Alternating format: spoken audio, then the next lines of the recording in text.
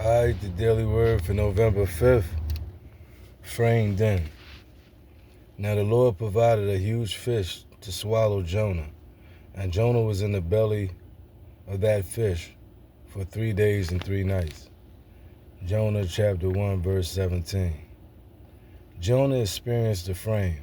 God told him to go to the city of Nineveh, but he refused and went in the opposite direction.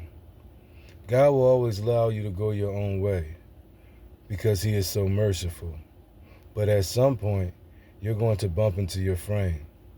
Jonah went in the wrong direction and ended up being thrown overboard and being swallowed by a huge fish. What Jonah didn't realize is that God had put a frame around his life. Yes, he may have made a mistake, but it wasn't outside of his frame. God allowed the difficulty into Jonah's frame not to harm him, but to push him toward his divine destiny. That fish was a part of Jonah's frame.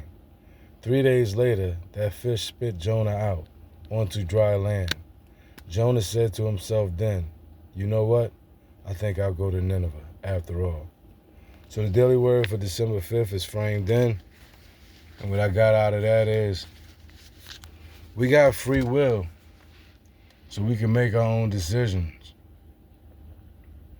And sometimes the decisions we make are not in line with God's destiny for our lives.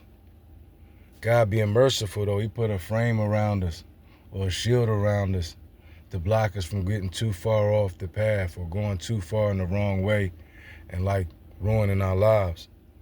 That's a lot of mercy, a lot of love in that.